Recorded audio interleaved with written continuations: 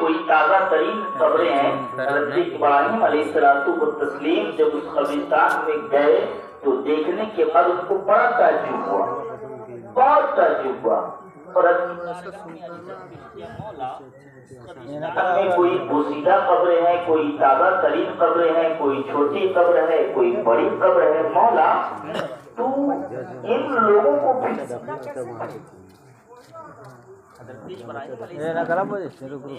رب کی بارگاہ میں عریضہ پیش کیا، مولا تو ان لوگوں کو پھر زندہ دوبارہ کیسے کرے گا؟ تو اللہ رب العزت کی بارگاہ سے آواز آئی، ابراہیم تو میرا خلیل ہے، کیا تم کو میری قدرت پہ بھروسہ نہیں؟ کیا تم میری قدرت پر انگشت نمائی کرتے ہو؟ حضرت ابراہیم نے کہا مولا تمہیں پر تو میرا بھروسہ ہے، مگر مولا میں دیکھنا چاہتا ہوں. رب ارنی کیف تحیی الموتى، یہ قرآن شریف کی آیت ہے. میرے رب میں دیکھنا چاہتا ہوں کہ تم مردے کو کیسے زندہ کیا کرتا ہے.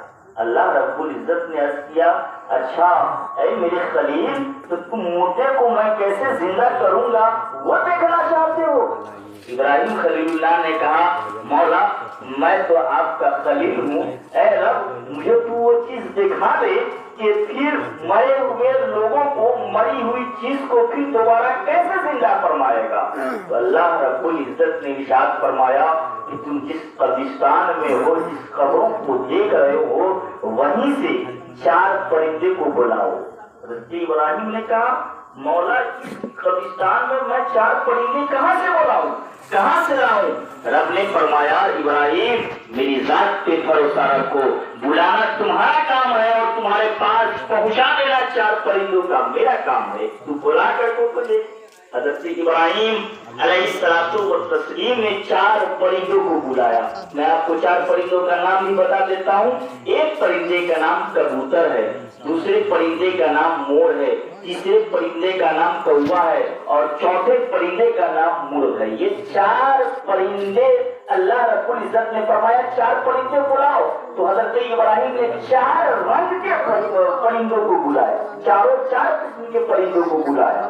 اور پھر اللہ نے فرمایا، حضرت ابراہیم نے فرمایا کہ میں نے 4 پرندوں کو بلا لیا ہے، مولا اب میں کیا کروں؟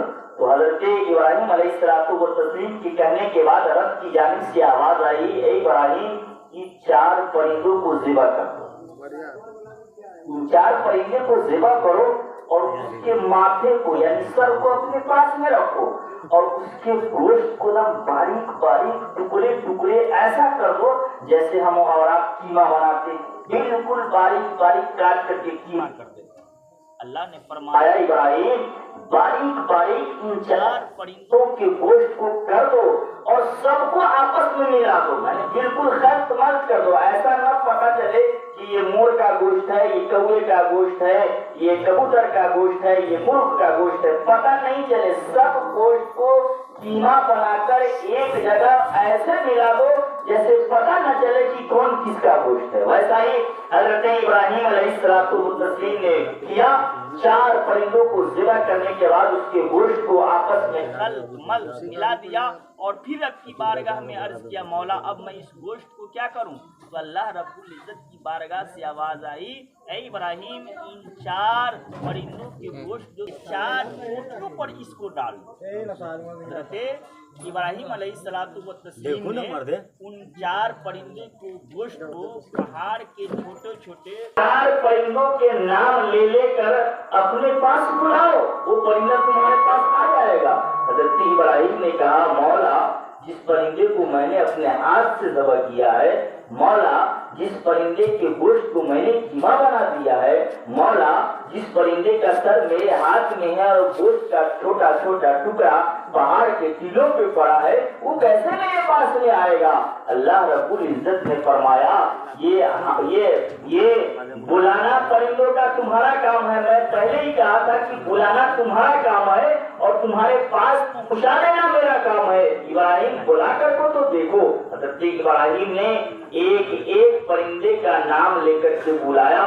جیسے کبوتر کا نام لیا، وہ کبوتر 4 تیروں پر جو گوشت رکھا ہوا تھا آپس میں ملتا جلتا اور ملتا جلتا یعنی مطلب ایک شکل اختیار کر کے، ایک جس طرح سے پہلے چڑیا کی شکل ہوا کرتی ہے، چڑیا بالکل اچھا اور صاف ہوا کرتا ہے، وہ چڑیا اپنی شکل میں حضرت ابراہیم علیہ السلام کے قدموں پہ آ کے گر جاتی ہے، چاروں چڑیا زندہ ہو جاتی ہے اور اللہ کے محبوب پیغمبر جلیل القدر پیغمبر حضرت ابراہیم کے پاس پہنچ جاتی ہے۔ ابراہیم علیہ السلام رب کی بارگاہ میں شکریہ ادا کرتے ہیں اور کہتے ہیں کہ مولا چھوٹے چھوٹے گوشتوں کو قیمہ بنا بنا کر ہم نے 4 پہاڑوں کے اوپر رکھا اور تیری قدرت نے اس 4 پرندوں کے گوشت کو آپس میں ملا دیا اور پھر اسے زندہ کر دیا۔ ممکن ہے اللہ رب العزت پاک پروردگار عالم تو ہر قادر مطلق ہے، ہر شے پہ قادر ہے، مولا تو مردے کو ایسا ہی زندہ کیا کرتا ہے جیسے ان پرندوں کو تو نے زندہ کر کے دکھا دیا۔ تو اللہ رب العزت پاک پروردگار عالم وحدہ لا شریک مردوں کو زندہ کیا کرتا ہے۔ ہماری روح جب ہمارے جسم سے نکل جاتی ہے، پرواز کر جاتی ہے، تو ایسا نہیں کہ روح مرا کرتی ہے، روح نہیں مرتا ہے۔ اللہ رب العزت پاک پروردگار عالم کے حکم سے ہمارے جیسے اعمال، جیسے کرتوت ہیں، جیسے ہمارے افعال ہیں، اس کے حساب سے، اس کے موافق، اس کے مطابق ہم سے اللہ رب العزت حساب و کتاب لے گا، اور جیسا ہمارا عمل ہے اس کے حساب سے ہم کو اور آپ کو جزا اللہ رب العزت عطا فرمائے گا۔ تو اس سے کوئی انسان انکار نہیں کر سکتا ہے کہ کوئی انسان نہ مر سکتا ہے، اور پھر یہ بھی نہیں کوئی انسان کہہ سکتا ہے